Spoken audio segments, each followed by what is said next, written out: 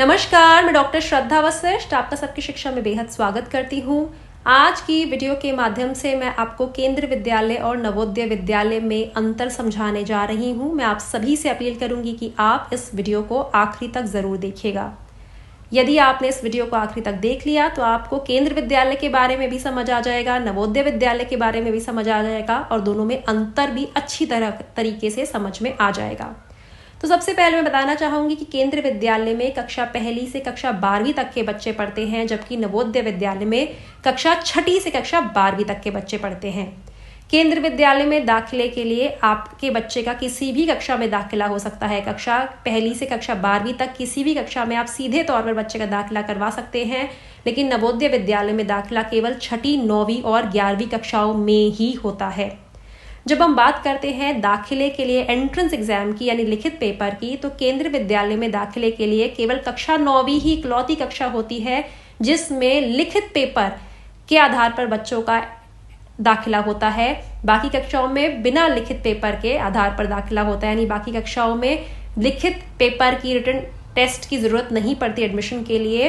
केवल कक्षा 9वीं में एंट्रेंस एग्जाम देना पड़ता है बच्चों को दाखिले के लिए केंद्रीय विद्यालय में। लेकिन नवोदय विद्यालय में कक्षा 9वीं में भी और कक्षा 6ठी में भी दोनों कक्षाओं में एंट्रेंस एग्जाम के थ्रू बच्चों का दाखिला होता है और कक्षा 11वीं में जो दाखिला होता है वह कक्षा 10वीं के अंकों के आधार पर होता है नवोदय विद्यालय में। अब बात करते हैं कि आरक्षण किस प्रकार मिलता है केंद्रीय विद्यालय में और नवोदय विद्यालय में। केंद्रीय विद्यालय में किसी भी ग्रामीण लोग क्षेत्र के लोगों को या किसी भी प्रकार का शहरी क्षेत्र के लोगों को आरक्षण नहीं मिलता, जबकि नवोदय विद्यालय की शुरुआत इसीलिए की गई थी कि ग्रामीण क्षेत्रों में अच्छी बढ़िया प्रकार की शिक्षा बच्चों तक पहुंच सके।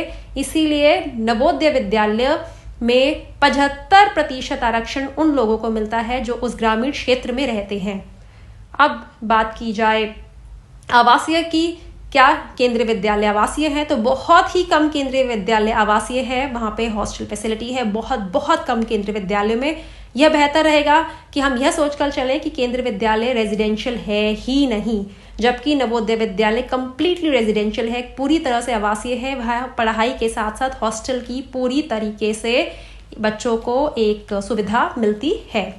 अब बात करते हैं बच्चियों की शिक्षा की, तो मैं आप सभी को बताना चाहूँगी केंद्रीय विद्यालय में बच्चियों की शिक्षा के लिए बहुत तरह के प्रावधान है। उनमें से एक है single girl child category admission यानी एकल कन्या दाखिला योजना, जिसमें उन बच्चियों को दाखिला मिलता है जो अपने माता पिता की इकलौती कन्या संतान है।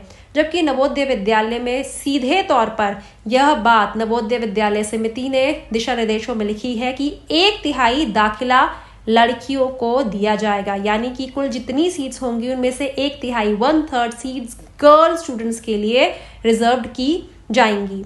साथ ही आप सभी को बताना चाहूंगी अब एक और आरक्षण के बारे में जो केंद्रीय विद्यालय में मिलता है, वह आरक्षण होता है सरकारी कर्मचारियों के बच्चों को।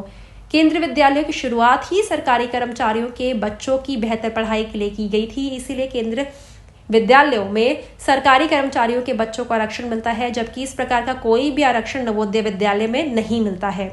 अब एक और बात बताना चाहूंगी कि पूरे देश के सभी केंद्रीय विद्यालय केंद्रीय विद्यालय संगठन के अंतर्गत आते हैं। केंद्रीय विद्यालय संगठन का दाखिला प्रक्रिया की संचालन करता है, केंद्रीय विद्यालय संगठन के द्वारा नियम बनाए जाते हैं और केंद्रीय विद्यालय संगठन ही सब मापदंडों का फैसला लेता है। जबकि नवोदय विद्यालय देश के सभी नवोदय विद्यालय समिति के अंतर्गत आते हैं और नवोदय विद्यालय समिति के आधार की सोच के आधार पर के फैसलों के आधार पर ही नवोदय विद्यालय में काम संचालित किया जाता है।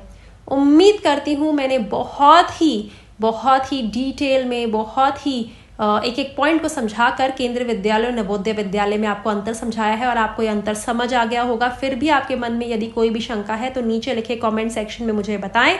आपकी शंका को दूर करने के लिए मैं आने वाले समय में और वीडियोस भी लेकर आऊंगी। अब मुझे डॉक्टर श्रद्धा वशिष्ठ को इजाजत दीजिए। नमस्कार।